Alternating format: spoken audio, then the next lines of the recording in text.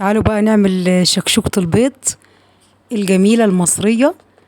طريقة جميلة جدا يا حبايبي، عشان أختنا اللي طلبت على القناة إن أنا أعمل لها الشكشوكة المصرية الحلوة، شكشوكة البيض المصرية العسل ديت.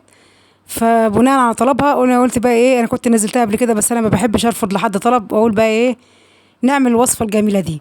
معانا بقى 6 حبات من البيض، تمام، ومعانا 3 حبات من الطماطم قطعتهم صغير، ومعانا فلفل ملون احمر واخضر، وحته صغيره من الشطه.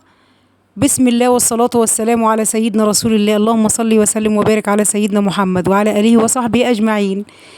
حبايبي واخواتي في الله، بحبكم في الله بره مصر وجوه مصر.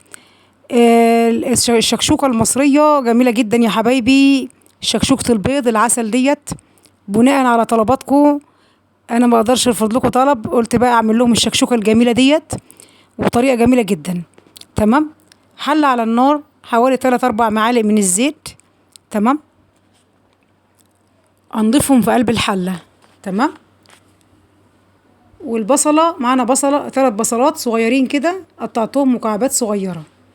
اول الزيت ما يسخن هنضيف البصل قطع صغيره كده، تمام. وهنضيف البصل.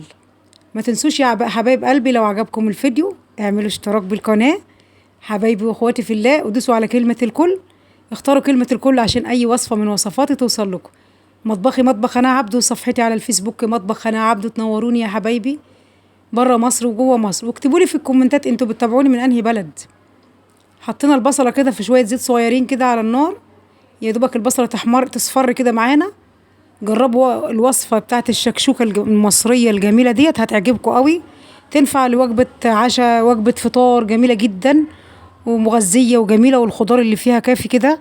بسم الله ما شاء الله.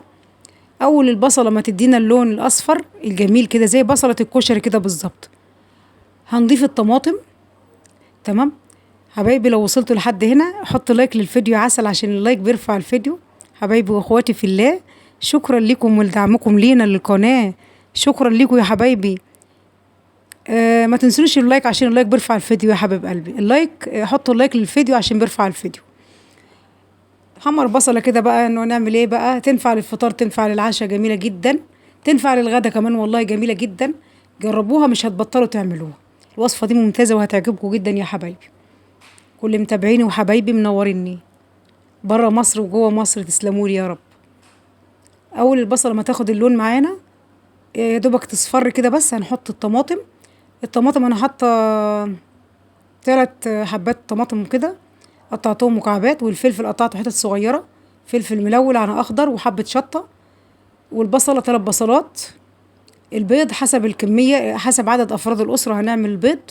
انا هعمل 6 بيضات، تمام، على كمية البصل والفلفل والطماطم 6 بيضات، تمام.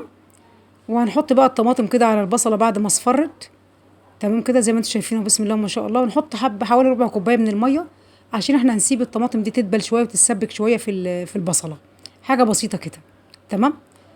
بعد ما تتسبك معانا حاجة بسيطة، هيكون احنا جاهزين بالفلفل الملون العسل ده. هنضيف الفلفل كده على الحاجة العسل ديت، وهنديله تقليبة يتشوح هو كمان شوية. وبعد ما يتشوح هيكون البيض جاهز معانا. هنحط هنا بقى التتبيلة، شوية ملح، شوية فلفل اسود، شوية كمون. انا هنا ما حطيتش شطة عشان انا حاطة شطة خضراء عشان ما تبقاش حراقة نعرف ناكلها. حطيت كمون وملح وفلفل اسود. وعلى البيض بعد ما نكسر البيض هنحط شوية فلفل اسود عشان زفرة البيض، بس كده وتطلع معانا زي العسل، بسم الله ما شاء الله.